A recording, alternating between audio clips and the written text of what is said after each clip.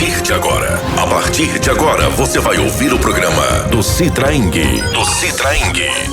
A voz do servidor. Informações do dia a dia dos trabalhadores e trabalhadoras do Judiciário Federal. A voz do servidor. Apresentação: Alessandra Barbosa, Carlos Cabeça, Davi Landau, Joana Dark.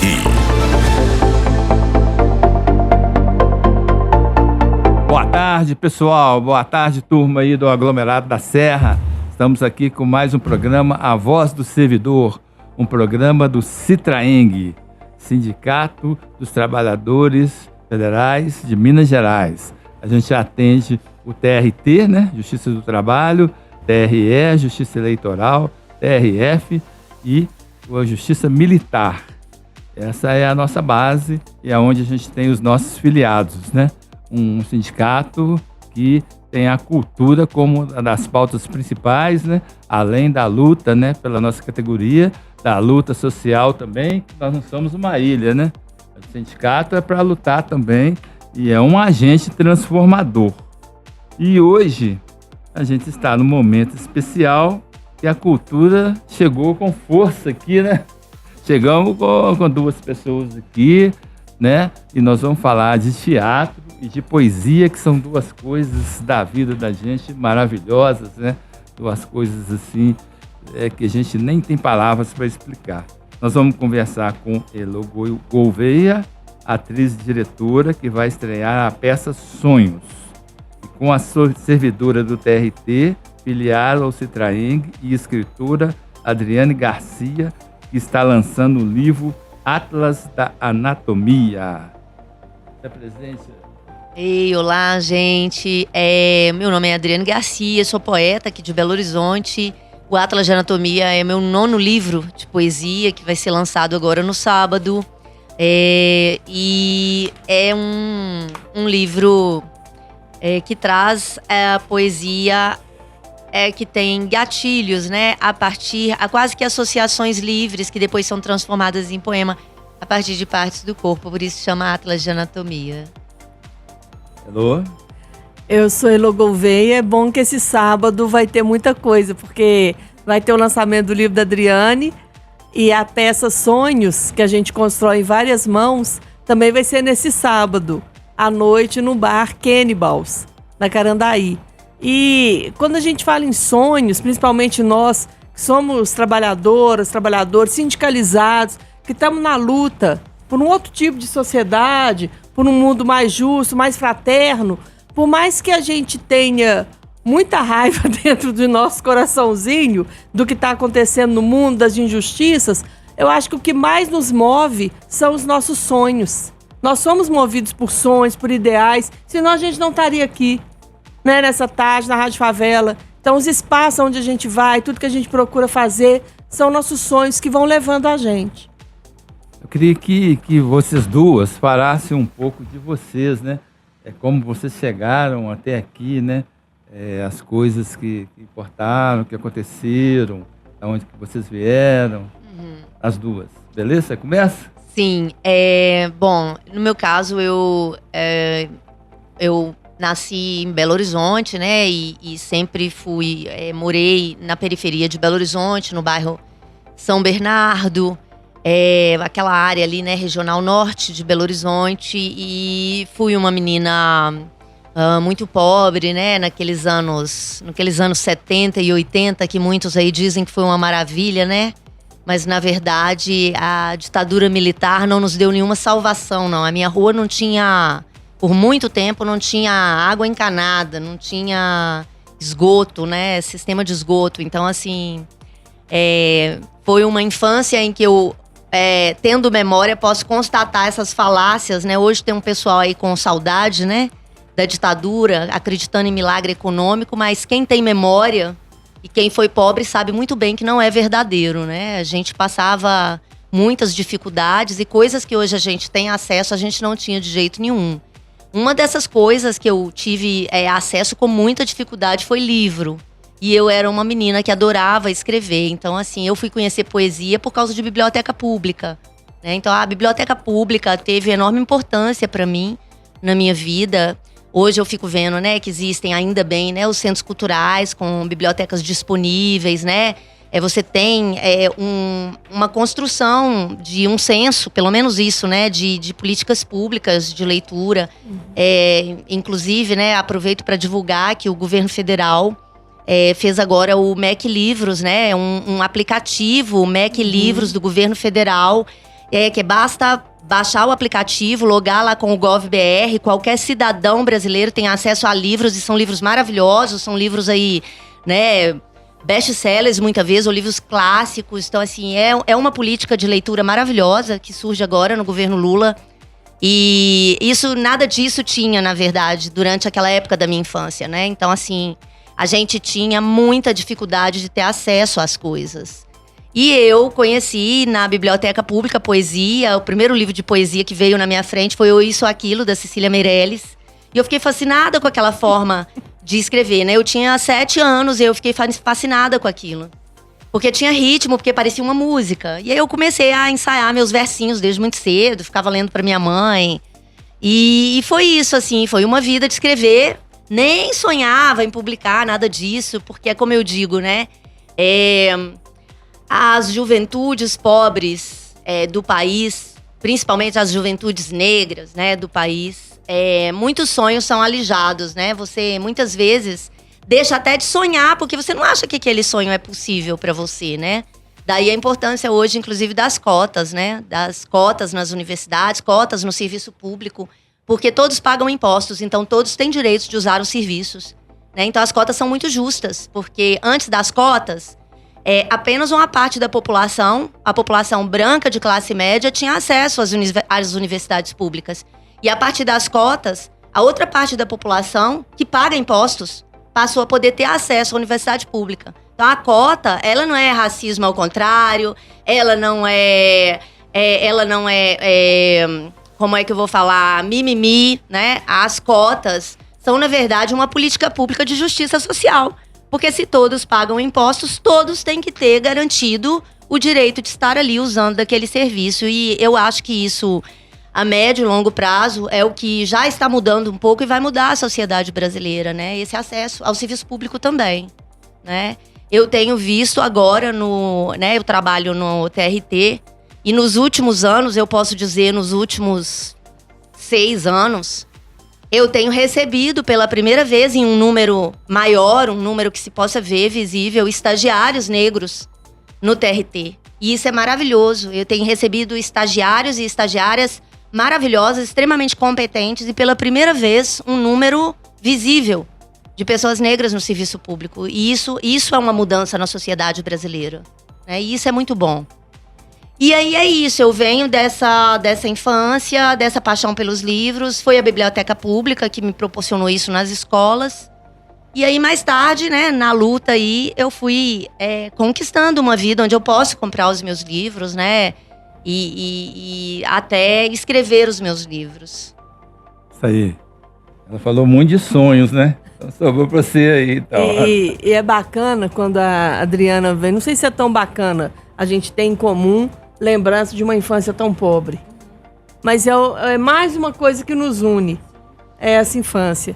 E também quando ela falou do primeiro livro de poemas, o meu também, e a gente ficava decorando aqueles poemas para poder falar. Então é uma coisa que acompanhou a nossa vida. E também com poucos livros, mas sempre fui muito apaixonada por assistir peças de teatro. Então, quando o Galpão começou na década de 80, com aquelas peças maravilhosas, o FIT, depois na década de 90, Festival Internacional de Teatro, trazendo... Então, é um universo. O Humberto Mauro também, com os cinemas grátis. Então, foi um mundo que se abriu, assim, para mim, pela arte, pela cultura. E fui ser professora muito nova. Acho que com os 17 anos, eu já estava num colégio particular. Com 20, comecei na prefeitura. Então, depois, nos últimos anos, eu trabalhava com educação de jovens e adultos, com EJA, todos moradores do Morro do Papagaio. Então, você vê a realidade ali, na sua frente. A gente, por causa do estudo, por causa do trabalho, nós conseguimos comprar nossas coisinhas. Ainda somos aqui, estamos na base da pirâmide e a gente tem isso de sempre estar buscando mudança, estar buscando melhorar. E eu acho que pela arte a gente se repensa, não só individualmente, mas porque aqui somos pessoas sindicalizadas e estamos falando para pessoas sindicalizadas, né? O público do Citraeng. Então, nós pensamos em conquistas coletivas. Não é uma conquista para um ou para outro ou para outra, é para a gente. E o mais diverso possível, porque isso também é importante que se leve em conta. A diversidade que a gente tem de pessoas, de gostos, de individualidades, nós somos muito diversos. Então, isso tudo acho que faz parte e vai caminhando com a gente, né? Isso aí. Adriana, você quer falar um pouquinho dos seus primeiros livros, assim, rapidinho? Sim, vai citar vou dar um Depois nós resumo aqui chegamos então, tá onde que a gente joia. quer. Bom, aí eu já estava adulta já, né, enfim, já tinha mais de 30 anos, quando eu fiz uma oficina literária com um crítico literário do Rio Grande do Sul chamado Paulo Bentancur, ele já é falecido, era um crítico literário fantástico, que entendia muito de literatura. Fiz essa oficina online com ele, porque eu tinha muitos poemas escritos e tal. Foi quando eu comecei a pensar em publicar, então eu já estava mais velha, assim, né? Na infância, adolescência, eu não pensava nisso, porque como eu falei, né? A gente estava mais preocupada com a sobrevivência mesmo. Você não ficava pensando muito. Essas coisas pareciam coisas para outras pessoas, né? E elas eram mesmo, né? Mas a gente vai lá e pega pelo chifre esse boi, né? Esse touro. E aí, quando foi em 2013, eu mandei um desses livros que eu tinha trabalhado nessa oficina, Fábulas para Adulto Perder o Sono, para o concurso Cidade Belo Horizonte, aqui, a importância, né, dos prêmios literários, né? Hoje, vários prêmios literários sofrem muito, né? Então, assim, o Belo Horizonte mesmo é um prêmio que a gente tem que ficar lutando para continuar existindo. O Cidade Belo Horizonte e também o infantil, né? Aqui de Belo Horizonte. É um prêmio que é o Prêmio Minas Gerais, né? Que também premiava originais de escritores que não tinham lançado o livro ainda, né? Esse prêmio acabou com o governo Zema. Infelizmente, o Prêmio Minas Gerais acabou. Eu espero que um dia volte, depois dessa administração desastrosa. E em 2013, eu inscrevi nesse prêmio Cidade de Belo Horizonte. Fiquei finalista. E inscrevi também no Prêmio Paraná de Literatura. E aí eu ganhei o Prêmio Paraná de Literatura. E foi isso que, de certa forma, porque assim, o prêmio, o que o prêmio faz? Principalmente um prêmio nacional. Ele queima um pouco de etapas, né? De certa forma, é um aval de que aquele livro é bom. Geralmente tem um júri bem especializado ali, né? E aí foi muito bacana. Aí o livro veio, inclusive, com o prefácio de um dos jurados, que foi o Elcanaã Ferraz. E aí, assim, foi muito bom, porque aí eu comecei já a aparecer com esse livro na cena literária. Depois eu lancei O Nome do Mundo. Depois eu lancei Só com Peixes. Depois eu lancei Garrafas ao Mar. Depois eu lancei Arraial do Curral del Rei, que eu acho um livro bem importante, assim, para a cidade.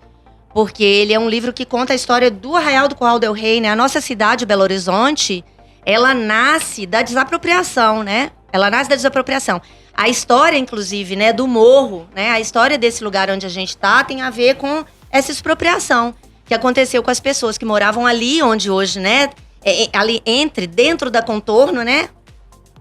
Aquela região era de pessoas comuns e principalmente pessoas negras. Elas foram desapropriadas à força e tiveram que se virar em outros bairros, né? Venda Nova e por aí foram, Capão. E então se constrói Belo Horizonte com um projeto positivista e um projeto para as elites. E esse livro, Arraial do Curral del Rei, ele vai contar em versos. Minha inspiração foi a Cecília Meirelles, em Romanceiro da Inconfidência. Ele conta em versos, tá na coleção BH, Cidade de Cada Um, que é uma coleção importante para Belo Horizonte, né? Que tem livros de vários bairros de Belo Horizonte, né? Que o editor e o curador, o Zé Eduardo Gonçalves, né? Que faz, é um trabalho bacana, assim, da cidade. Depois eu publiquei Eva Proto-Poeta, pela Causa e Letras. Depois Estive no Fim do Mundo e Me Lembrei de Você, pela Peirópolis, que é um livro sobre a questão do meio ambiente e a questão da gente estar destruindo a única casa que nós temos, né? Porque a gente pensa que a gente tem várias casas, né? Que eu e você moramos numa casa diferente. Mas a verdade é que a gente mora numa única casa. Essa casa chama Planeta Terra. E o dia que a gente terminar de destruir isso, a gente não vai ter casa mais, né?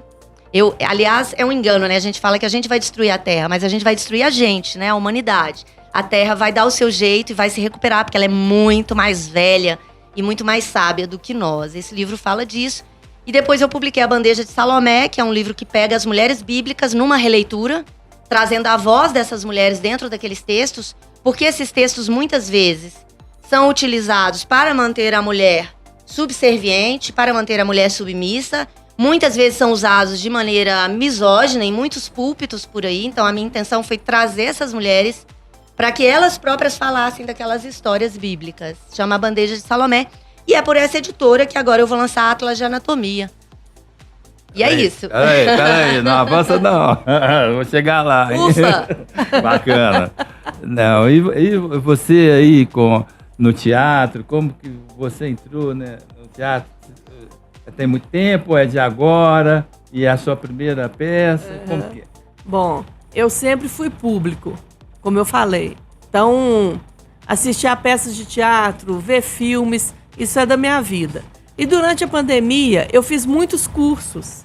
Então, todos na área de artes. E eu não sabia ainda, talvez por essa coisa de a gente nem se permitir sonhar com isso, imaginar, eu não sabia que eu poderia um dia ser atriz. E durante a pandemia, fazendo muitos cursos, um deles nem era um curso de atuação, era um curso sobre processo criativo de um diretor. E ele falou no meio do curso, gente, eu vou fazer um módulo 2 de atuação. Aí quase todo mundo falou, então eu não quero fazer não. Então a gente vai sair. Não, eu quero, para ver o que é. Então a partir dali, eu comecei a fazer curso de atuação, me descobri atriz, me apaixonei pelo palco. Então, como estudante, eu fiz curso com o Zé Walter Albinati, da Companhia Luna Luneira, e a gente apresentou a casa de Bernarda Alba. E depois, com o Marcelo do Vale, a gente também fez uma peça que se chamava Salve Amizade. Eu fiz outros cursos também, muito curso online, com muita gente, e comecei a fazer curso com a Bruna Chiaradia, que é uma atriz aqui de BH, diretora, preparadora de elenco. Então, a Bruna, que me deu a ideia, falou, Elô, por que você não escreve sobre você, sobre a sua profissão? Você está quase aposentando. Então, eu comecei essa dramaturgia, eu e a Bruna, que é o que deu o título à peça, Sonhos. Aí é sonhos, vírgula, porque a gente não sabe o que vai vir depois, é muita coisa que acontece.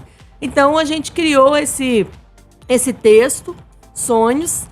Ele só foi apresentado uma vez, que foi no Instituto Helena Greco, de Direitos Humanos e Cidadania, um importante espaço também que Belo Horizonte tem, em Santa Teresa. E agora a gente vai apresentar sábado, lá no Bar Cannibals, da Carandaí. E tem uma equipe muito boa também com a gente, porque a Bruna, quando a gente apresentou no Instituto Helena Greco, ela assinava direção.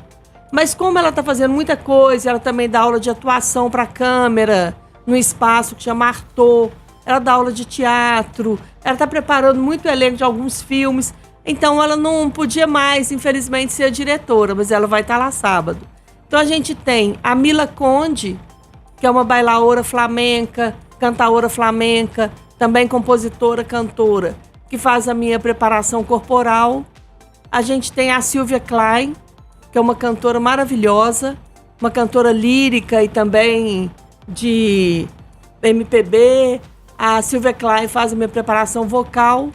A gente tem a Ana Gomes, que é uma cenógrafa aqui de BH, que está assinando o cenário. A Natasha Sarkis, que é estilista, ela está fazendo o figurino. O Ataídes Braga, que é um pesquisador de cinema, um cineasta, que tem uma produtora Artesãos Tagarelas. O Ataídes está assinando a direção. E a Dirce Tarone, que também é uma professora da rede municipal e produtora cultural, a Dirce está assinando a produção. Então a gente está essa equipe aí. É isso. Eu fui avisado hoje de manhã, né, que vocês duas, eu vi, mas eu trabalhando lá igual um doido, falei, não vou ter tempo de olhar nada, né? Depois o Rodrigo mandou lá o card para mim. Eu estava saindo e estava com o pessoal lá, aí peguei assim, olhei assim, assustei. O que foi? Ué, É aqui, o livro aqui, é Atlas da Anatomia. Como é que é? Atlas da Anatomia. Ela falou, mas o que é? Eu falei, vai ter que ouvir o programa, né? Uhum. Mas, vai pensando aí, é um negócio que dá um impacto. E a mesma coisa, sonhos, né? Uma coisa você fala assim, e a outra vai fazer uma peça de teatro que chama Sonhos. Falou, pô, mas você também... Então, é uma coisa muito bonita que a gente vai falar agora, né? Por exemplo, a Atlas, eu achei o nome fantástico e a sua também. Você quer declamar um poema antes de falar? Pra ficar sim, bacaninho? Deixa eu... Depois você passa um para ela ir estudando aqui. É que quando a gente fala de livro de poesia, eu acho que é sempre bom a gente ler uns poemas, né? Esse aqui tem até a ver com ela, eu vou deixar ela ler. Esse é o poema que abre o livro. Olha, Elô, lê aí pra gente. Tem a ver com teatro esse aí. Placenta. Hora do espetáculo, vai! O terceiro apito tocou. A bolsa rompeu. Grita! Sempre nenhum. Script nenhum. Se vira! Improvisa. Script nenhum. Script nenhum. Tórax. Dentro do peito o mundo ressona. Troca o ar de dentro pelo ar de fora. Troca o ar de fora pelo ar de dentro. A caixa tenta proteger, mas o desamor passa por entre as costelas. O coração não tem jeito. Foi feito para sofrer. Uau! Dorso. As nossas costas, mais que coluna e musculatura, pesam a maledicência, o desejo escuso de ferir. Cochichos, as palavras, armas brancas preparando vilanias para um almoço, para um jantar, para um café da manhã. O inferno são os outros. Não é um mundo seguro para andar de frente. Não é um mundo seguro para andar de costas. Não é um mundo seguro para andar. Que lindo. Lobos. A festa desistiu de alguém. Uma menina ficou atrás do outdoor. A luz estroboscópica paralisou a cena exatamente quando ela queimava a perna no cano de descarga da moto. O passado é feito de derrotas, sobretudo porque nele nada sobreviveu. Agora é que ela respira, cheia dos danos de ter morrido cada vez. Geralmente se distrai, mas há botões lobotemporais para acionar tempestades. Deixa essas outras duas aqui para mais para frente, para não acabar, porque senão tá muito Nossa, bom, né? Mas é o Atlas aí da anatomia, né? Eu vi que aqui falou de costela. Corpo, sempre os títulos são partes do corpo. É tudo corpo, é mais ou menos um mapa ali que você vai... Você quer falar um pouquinho sobre isso? Eu falo que o Atlas de Anatomia é feito de carne e desordem, né? Porque durante o projeto eu fiquei pensando muito se eu não separava esses poemas, como nos Atlas de Anatomia, né? Que tem os músculos, tem os ossos, né? Tem os órgãos. E por fim eu falei assim, não, eu vou fazer isso uma outra ordem, que é a ordem mesmo da gente, né? Que a gente é desordem. A gente é caos e é desordem. E aí foi isso. E até o processo mesmo foi meio desordenado, né? No sentido de que, assim, eu tinha a lembrança, eu tinha a associação, eu pegava aquela parte do corpo e trabalhava. Então, é um Atlas desordenado, porque nós somos muito complexos, né? Nós somos o corpo, nós somos a mente, tem os que dizem que somos o espírito, tem os que dizem que somos a alma, mas o fato que a gente consegue perceber é que a gente é esse corpo, né? E é nesse corpo que tudo se faz. É nesse corpo que eu sinto, é com esse corpo que eu me relaciono. É esse corpo que está aqui com esses outros corpos, né? Como eu falei da Terra, por exemplo, a Terra é um corpo, né? E a gente é essa matéria. E até a minha mente, o meu cérebro, né? As minhas emoções, os meus hormônios que geram meus sentimentos, tá tudo no corpo. Eu sinto com o meu corpo, eu faço arte com o meu corpo, né? E eu acho que o livro tem essa coisa de ser introspectivo, no sentido de ele ser, em alguns poemas, também confessional, mas, ao mesmo tempo, ele tem algo de político também, no sentido de que é como se nesse livro eu quisesse tomar posse do meu corpo, tomar a posse até do que a ciência disse sobre o meu corpo, até porque nós, mulheres, né, Elô, Jane, nós, mulheres, fomos vítimas durante muitos milênios, né? Durante milênios, de uma ciência que nos investiga e muitas vezes foi muito violenta com os corpos das mulheres, né? Dizendo para nós mulheres o que somos, né? Como sentimos e o que não sentimos. Né? Continua. Mas já foi assim, né? Já foi degradante, né? Ainda tem muita coisa, né? Eu até brinco que eu falo assim, eu tô na fase da menopausa, né? E tem aqueles calorões e tal. E é absurdo, porque até hoje não tem um medicamento a respeito disso. E eu falo que só agora, com essa entrada mais massiva das mulheres na ciência, né? Das mulheres retomando isso, né? Tirando essa carga de que elas precisam ser só mães e, portanto, não ter tempo para a ciência, né? Porque os homens têm tempo para a ciência porque alguém olha as crianças, porque alguém limpa a casa, porque alguém lava a roupa, porque alguém cuida da alimentação, porque alguém cuida da higiene, porque alguém administra. E agora essas mulheres, né, resolvem que elas vão mesmo, né, ser cientistas, pegando esse legado de mulheres cientistas aí do passado, né, que tiveram que enfrentar horrores para ser cientistas, né? E então eu acho muito interessante pegar esse corpo, eu trabalhei esse corpo numa apropriação do meu próprio corpo e ao mesmo tempo ter um viés político sobre isso, que é me apropriar do meu próprio corpo, lembrando as pessoas que o que tentam fazer politicamente sobre os corpos é política. Quando se tem hoje, por exemplo, todo um moralismo e um falso moralismo sobre os corpos, o corpo da mulher, o que a mulher vai fazer com esse corpo, o que a mulher vai fazer com a reprodução neste corpo, a reprodução que é dela. O que a mulher, o que os corpos LGBTs, por exemplo, né? O que os corpos LGBTs fazem ou não com o seu próprio corpo. Essa é uma tentativa de poder, porque o primeiro poder se dá sobre o corpo. O corpo é o primeiro território. O corpo é o território por excelência do poder. Quando eu tenho o meu corpo, eu tenho poder sobre o meu corpo, eu tenho poder sobre muito mais.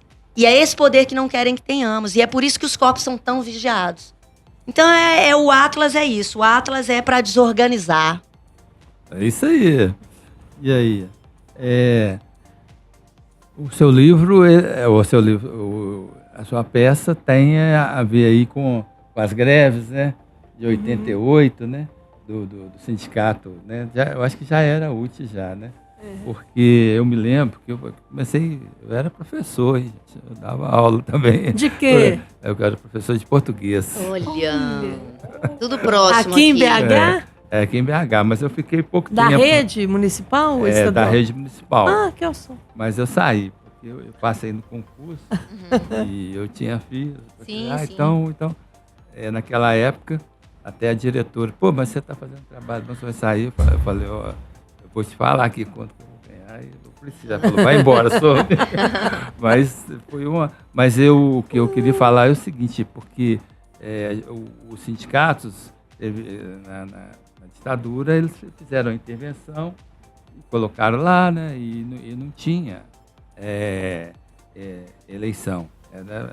Eram colocados lá. Depois é que voltou de novo as eleições, mas esse é outro papo. Então, tinha uma associação, que era a Associação das Professoras, mas era fraca. E aí me aparece uma turma aí com um embrião, né, de uma luta, que era o Luiz Dulce, aquele pessoal. E os sindicatos normais, os diretores eram todos homens. Nas greves, as professoras eram maiorias. E elas começaram a assumir os postos ali. E dali para frente, isso, dominaram. O nosso sindicato é o Sindirrede, Sindicato das Professoras e Professores da Rede Municipal. Que inclusive tem um programa aqui na Rádio Favela, toda quarta-feira ao meio-dia, a Voz da Rede. Então, no início, eram essas associações, que eu até falo na peça, que a minha mãe foi professora de escola pública do estado de Minas. Então, eram essas associações. Depois veio a UTE, União dos Trabalhadores em Educação de Minas Gerais. Da UTE se transformou no sindicato, Sindiute. Nós éramos uma subsede dentro do Sindiute, subsede BH. E depois a gente saiu e montamos o nosso próprio sindicato, Sindirrede, professores e professoras da Rede Municipal de BH. E essa peça, como são sonhos, era um grande sonho da criança Heloísa ser professora. Eu não sabia ser outra coisa. O que você quer ser? Professora? Eu não era nem assim, fala uma outra profissão, sei lá, sonhe mais alto. Era professora.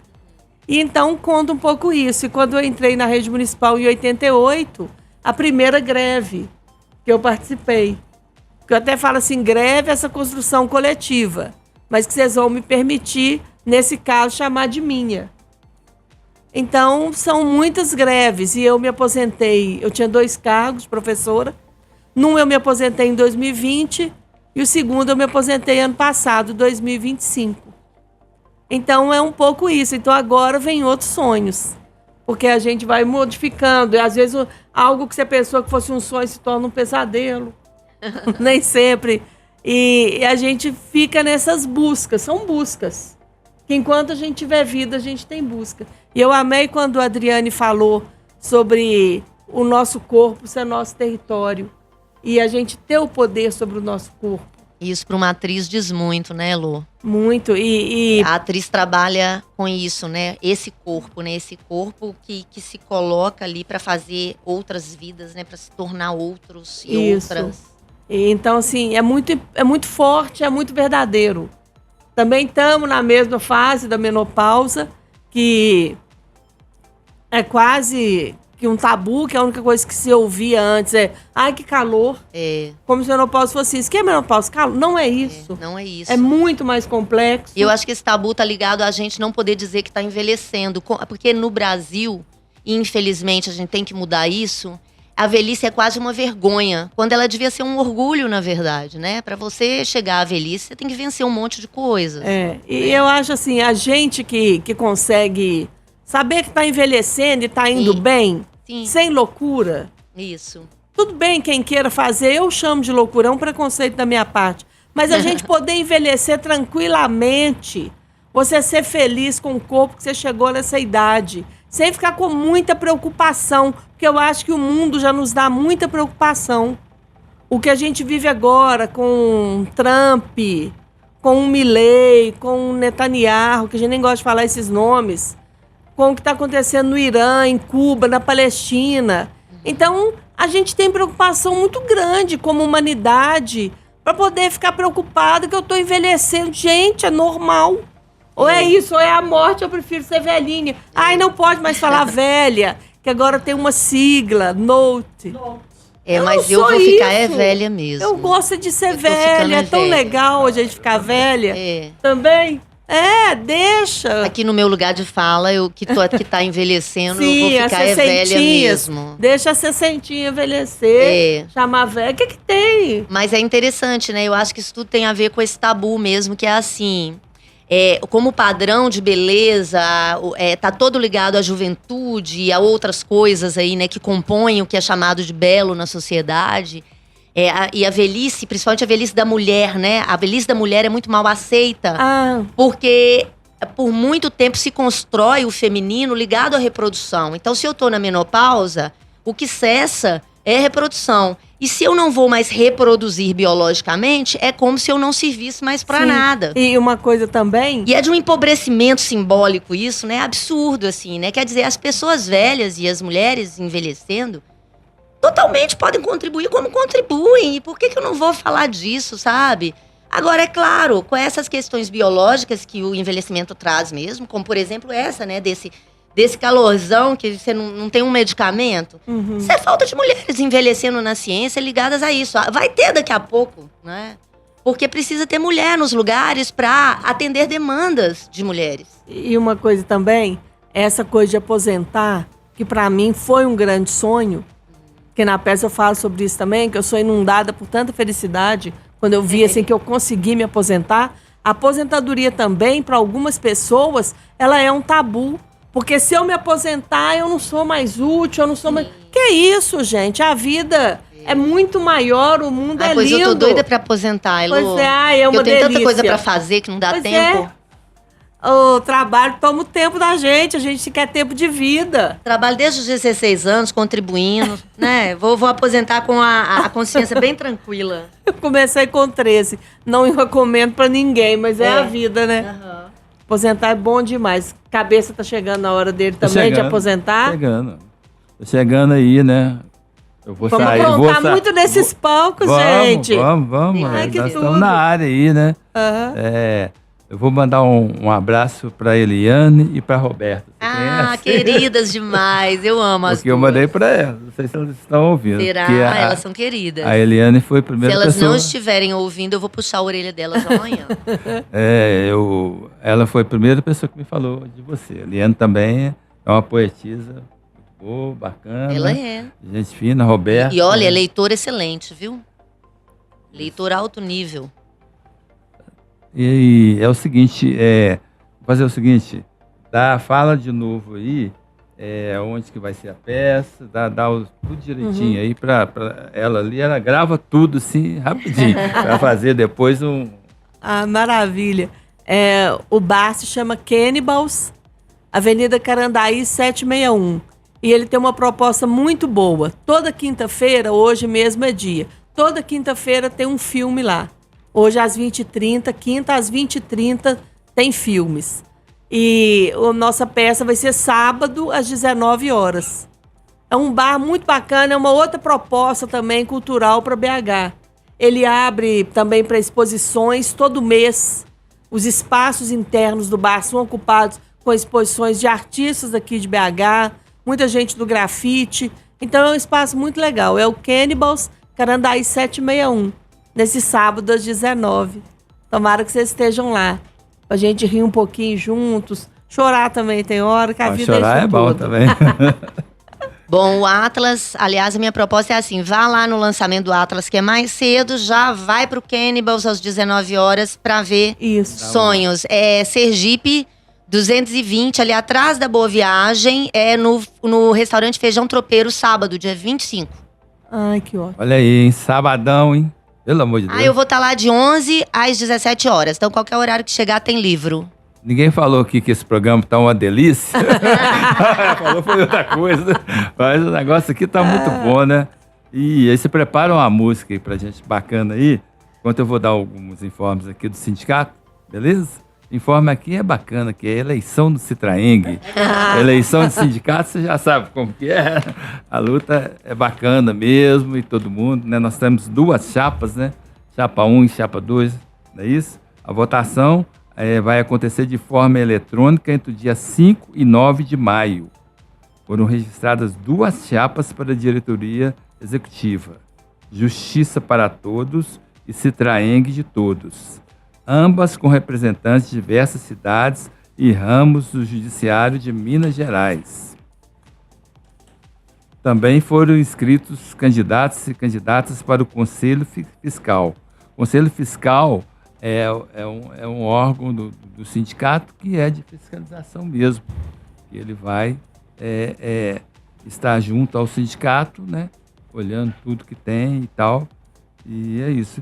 Quem quiser mais informações é só acessar o site do sindicato citraeng.org.br. E a eleição tá boa, a disputa tá boa, tá bacana, né? Cada um com seus ideais, com seus projetos e que ganhe o melhor. Eu já sei em quem eu vou votar, mas não vou falar, claro. Claro que você não vai falar.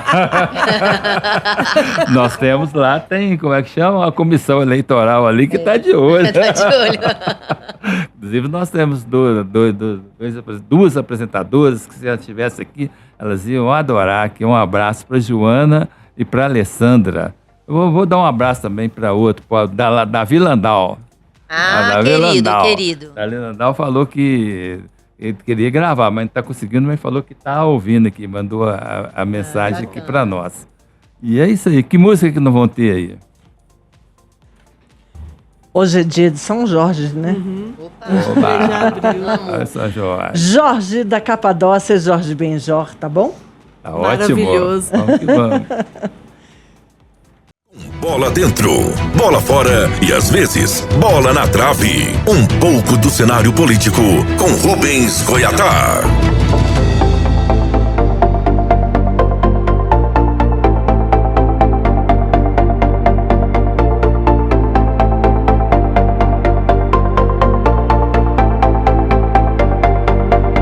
Boa tarde. tarde, queridas e queridos escutantes da Rádio Favela. Rubens Goiatá na área com mais um Bola Dentro e Bola Fora, no programa A Voz do Servidor do Citraeng. Bola Dentro, Bola Fora de hoje vai ser especial, gente. Vai ser sobre a Inconfidência Mineira, sobre o 21 de abril. 21 de abril de 1792, Joaquim José da Silva Xavier, o Tiradentes, foi enforcado no Rio de Janeiro por causa da Inconfidência Mineira. Interessante esse nome Inconfidência, é um nome português, é um nome negativo. Inconfidência, gente, é traição, é falta de lealdade, né? Foi um nome dado do ponto de vista das autoridades coloniais para aquele movimento que queria a liberdade de Minas Gerais. Só de Minas Gerais, eles não queriam a liberdade do Brasil todo, não. O negócio deles era Minas, Rio, São Paulo. Enfim, a coroa deu o nome de inconfidentes, de traidores, né? Virou um símbolo. Hoje é usado porque virou um símbolo, e os símbolos têm essa história, eles vão mudando, né? É interessante falar de símbolo, interessante falar também de outro símbolo do movimento, que foi a bandeira deles, que hoje é a bandeira de Minas Gerais, né? O triângulo vermelho foi ideia do Tiradentes. Tiradentes era devoto da Santíssima Trindade, a triângulo referia-se a isso, né? O Cláudio Manuel, que era outro inconfidente, não queria esse triângulo vermelho. O Cláudio Manuel sugeriu a imagem de um índio quebrando as suas correntes. Era a bandeira do estado de Massachusetts, uma das 13 colônias norte-americanas que tinham ficado independentes há pouco tempo. Essa independência norte-americana foi a grande inspiração do movimento aqui em Minas Gerais. Bom, mas a maioria das pessoas não gostaram dessa história do índio quebrando as correntes e ficaram com o triângulo mesmo. Precisavam uma frase. O Cláudio Manuel sugeriu algumas frases em latim: liberdade para o espírito, ninguém gostou, ou liberdade ou nada, ninguém gostou. Aí o Alvarenga Peixoto lembrou de um verso do poeta romano Virgílio: liberdade ainda que tardia, libertas quaesera tamen, e ficou com essa frase. Teve uma discussão também sobre a cor do triângulo. Cláudio Manuel queria verde, o triângulo verde, cor da esperança. O Tiradentes falou: não, vai ser vermelho, que é a cor das revoluções que trazem a liberdade. Então, gente, o Tiradentes definiu o triângulo e a cor vermelha dele na bandeira dos Inconfidentes e hoje de Minas Gerais.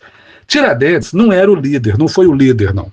Tá? Ele era, daquela turma lá, o menos rico, o menos culto, o menos poderoso.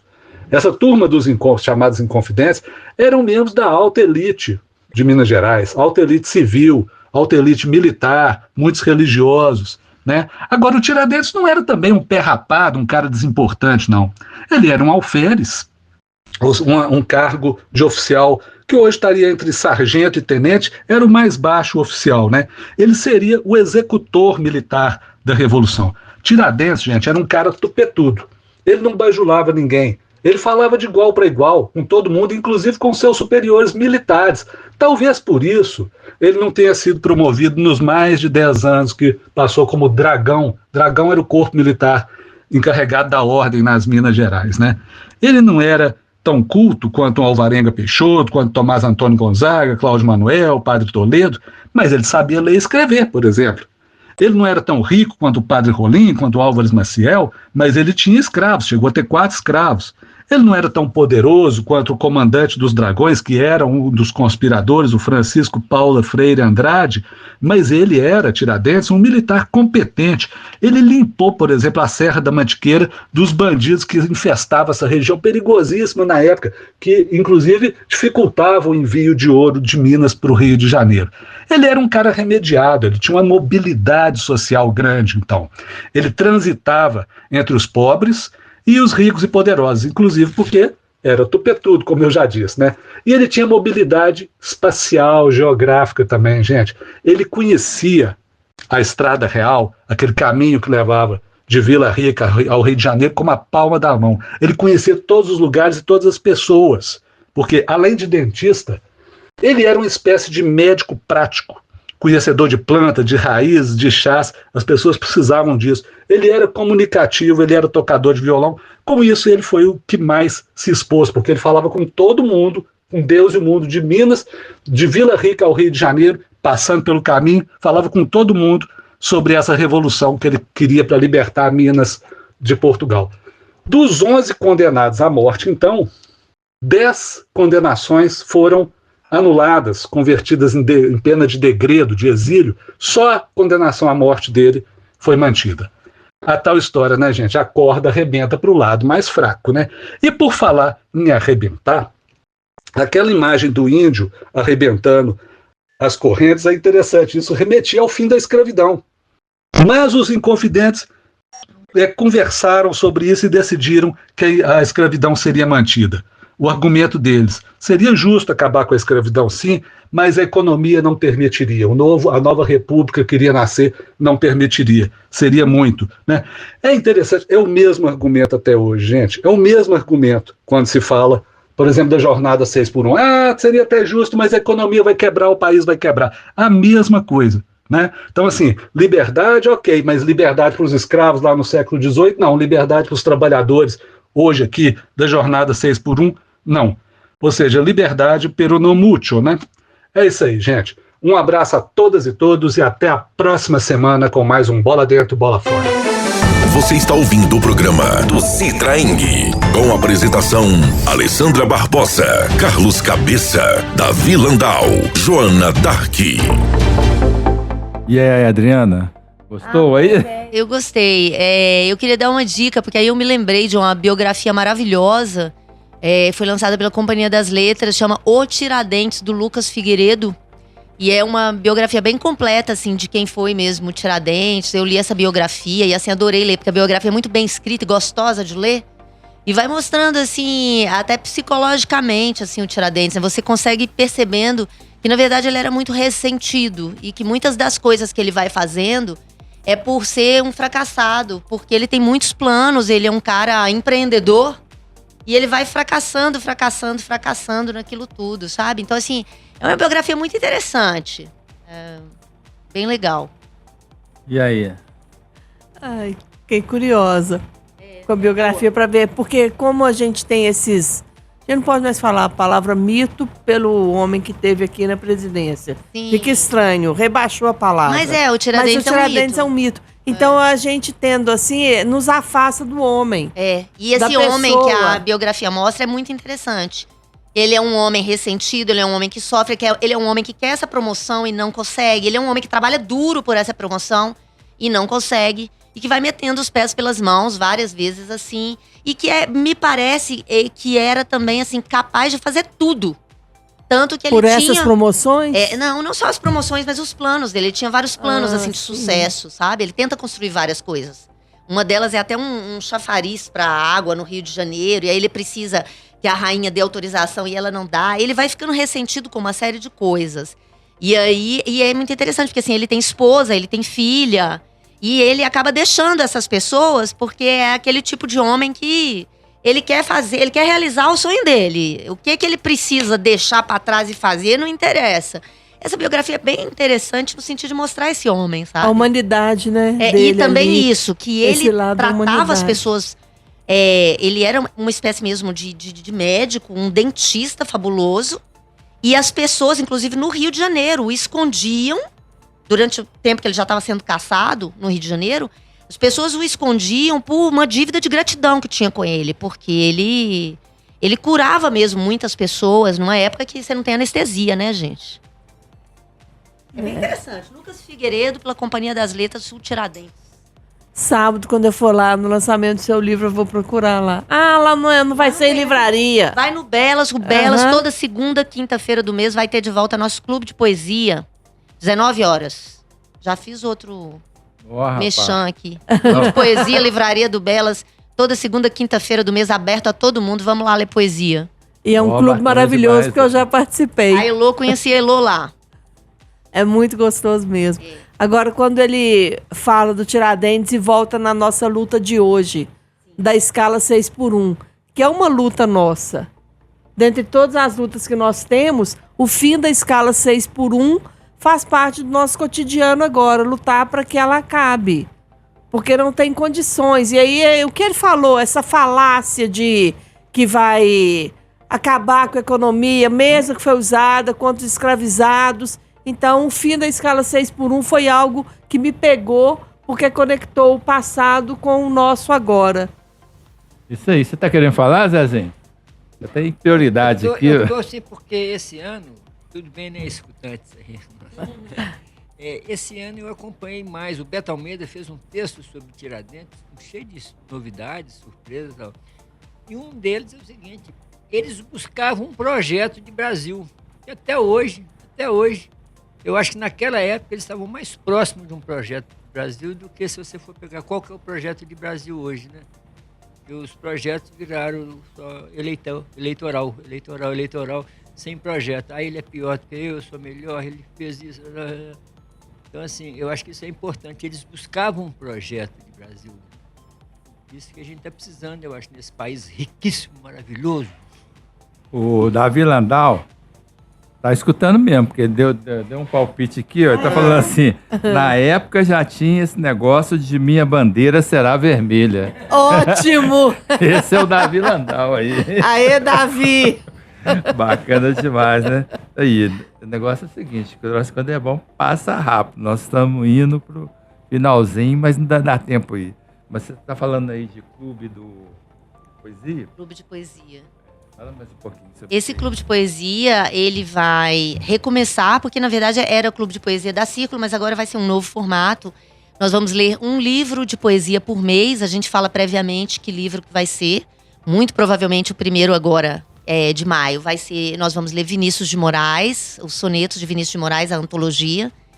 E depois nós vamos ler. A gente costuma ler muitas poetas, principalmente muitas poetas daqui de Minas Gerais, né? A gente lê de tudo, mas a gente dá muita preferência assim, para poetas que moram em Belo Horizonte, porque assim, é um absurdo também, né? Que a população não conhece as poetas de Belo Horizonte. Nós temos poetas excelentes assim, em Belo Horizonte e a gente procura ler esses livros. E aí é toda segunda, quinta-feira do mês, às 19 horas. A Livraria do Belas é uma delícia, é um charme, né? Muitos livros lá também. A Ingrid, né, que é a livreira lá, a dona da livraria, é uma pessoa maravilhosa. O Paulo Livreiro, um dos melhores livreiros. Né? Acolhedor, né? Lá é muito gostoso. Elô. Fica na Gonçalves Dias, né? Ali na Praça da Liberdade. Ali o Cine Belas Artes, né? Onde fica o Cine Belas Artes tem a livraria. É naquele complexo Praça da Liberdade ali. Aberto a público, viu, gente? Gratuito, delícia. O Citraeng, ele tem o bloco, né? A Justiça Não é Cega. Uhum. Tem o Coral, né? E tem também, qual que é o outro? A Rádio Favela, onde nós estamos. E vocês apresentam o Sarau. Sarau. E tem o Sarau. Mas a gente deve aí, no campo literário, a gente está devendo. Precisa, será que né, você não gente? ajuda a gente a fazer um clube do livro, assim? Vamos ver, né? Porque você tem muita coisa, né? Mas dá umas ideias Dou e ideia, tal, eu dou. uma assessoria. Claro, E aí claro. a gente, né? Agora é outra diretoria, né? Mas eu acho que eu continuo ali na parte de cultura, devo continuar. Você sabe que a Vara 35, 35ª Vara do Trabalho, vara maravilhosa, lá capitaneada pela Roberta. Nós temos um clube do livro da Vara, que agora já tem outras pessoas, assim, a gente encontra bimestralmente. E é uma delícia, todo mundo lendo, cada um lê o livro que quiser, fala do livro que quiser, é muito bom. Gente, qualquer pessoa pode fazer um clube do livro, pode fazer clube do livro com a família, pode fazer clube do livro na empresa, pode fazer clube do livro com os amigos. É muito fácil, basta querer ler e se encontrar para falar dos livros. E quando a gente fala de livro, é uma delícia, porque a gente acaba falando da vida, né? Porque os livros falam da vida. Você sabe que dia é hoje? Dia Mundial do Livro. 1-0 para nós, então. Tá vendo? O Afonso Borges sempre fazia, todo 23 de abril, dia de flores e de livros. Pelo São Jorge, pelo dia do livro. Inclusive hoje na Belas, às 19 horas, vai ter... vão entregar flores e vão ler Don Quixote juntos lá, trechos de Don Quixote. 19 horas hoje. Quem quiser, só ir lá, vai ganhar flor e ler livro. Então a tradição, porque ele parou, né, de fazer. O Afonso Borges parou. Mas é uma coisa assim, que eu fui anos e anos da minha vida. Ele já fez em Praça de Santa Teresa, Praça da Liberdade, diversos espaços abertos de Belo Horizonte. Era assim... 23 de abril de flores e de livros. Então vai ter no Belas hoje. E outra coisa, né, gente, para Clube do Livro, né? Agora com esse Mac Livros, né, que os livros estão acessíveis a qualquer cidadão, não tem mais desculpa. Quer ler um livro, tem lá. Né? Não tem mais falta de acesso, não. Tá acabando. Você vai ler aí? Senão acaba. Então vou ler, vamos lá. Vou ler 2 poemas do Atlas de Anatomia. Dentes. Era um prédio decaído na Praça da Estação. A menina carregava 15 anos e dentes estragados. O dinheiro pouco para muita amálgama. O pouco escrúpulo do dentista. Voltou anestesiada, a sutura só mais tarde sentida. Entre tantas coisas perdidas. Perder ainda mais um dente. Costela. Primeira armadura. A prova de que haverá inimigos e de que nascer é ser posto na guerra. Frágil armadura. Se Deus é perfeito, não fomos feitos à sua imagem e semelhança. Anacrônica armadura. Nada segura a indústria armamentista. Que lindos! Aê! Obrigada. Poxa, E aí, Elô? Estamos chegando aí no fim, gostou? gostei, Tem agradeço. mais alguma coisa a declarar? Pode falar tudo em 1 minuto. Agradeço o convite, agradeço ao Zé Guilherme por ter me aberto esse espaço, sempre tão amigo, tão acolhedor, ao Cabeça, ao pessoal do Citraeng, por ter topado me trazer aqui, ainda mais da companhia da Adriane, porque é uma mulher maravilhosa, conhecendo a Jane, então a gente fica mais fortalecida. Ficamos. Né? 3 Então, mulheres maravilhosas aqui. então é muito bom. E estamos assim, um pouquinho de medo para sábado, mas ao mesmo tempo com muita vontade de fazer no sábado. Mistura sensações. É assim sempre, mas né? isso faz parte. É assim sempre. Friozinho É. aí na barriga, Isso, friozinho na né? barriga. É assim Ah, é. sempre. Diga aí, Adriane. Bom, eu quero agradecer também, né? Mandei muito despretensiosamente lá o convite pro Landau. E aí ele logo encaminhou pro Rodrigo. E aí, né, Zé Guilherme aqui proporcionando isso, vocês todos. Aí soube que ia fazer a entrevista aqui com Cabeça. Fiquei super feliz. Aí encontro ainda Elô aqui. Que delícia! Então agradeço muito e muito obrigada a todo mundo que tá escutando, tá bom? Prestigiem a cultura na cidade. Isso. Isso aí, Zé. Fala aí se você gostou do programa. Vamos ver se você gostou. Primeiro assim, eu acho que precisa inundar de arte as nossas vidas. Sim. Eu acho que nós estamos no país que tem a maior ópera de rua do mundo. Tem a maior festa de rua do mundo. O que é isso? Isso é feito pelo povo popular. Então, assim, eu acho que é a arte. Inclusive, eu acho, se tiver revolução no Brasil e terá, ela vai ser na quarta-feira de cinza, justamente quando o pessoal estiver se esbaldado, sabe? Esbaldado. Então, assim, é muito bom oferecer isso para os ouvintes, né? Sabe? Dessa importância, né? Tornar a vida com mais sentidos, né? Mais significado. E a arte é um grande companheira para isso, sabe? Então, assim, eu gosto muito, sempre é muito bom demais. E parabéns, Citraeng, né? Só para fechar, é fundamental esse convite que o Cabeça fez, porque o Citraeng, ele está por um triz, já ilumina, mas para iluminar os sindicatos do Brasil, para mostrar por que vocês não fazem. Olha o resultado que nós estamos tendo. Investir em arte, investir em política, investir em categoria, sabe? Quantos artistas tem na sua categoria? O que os artistas da sua categoria fazem? Sabe? Então, acho que é fundamental. Até para dar um outro sentido ao sindicato, que está precisando muito de buscar e levantar bandeiras, sabe? E a arte, novamente, eu acho que é uma boa bandeira. Excelente, é isso mesmo. Beleza, pessoal. Obrigado, Jane. Então, vou fazer uma arte aqui. Acabou o programa. Boa noite. Já é boa noite para todos. Um abraço e até quinta que vem com a Voz do Servidor. Você ouviu o programa do Citraeng, a Voz do Servidor. Você está ouvindo o programa do Citraeng, com a apresentação Alessandra Barbosa, Carlos Cabeça, Davi Landau, Joana Dark.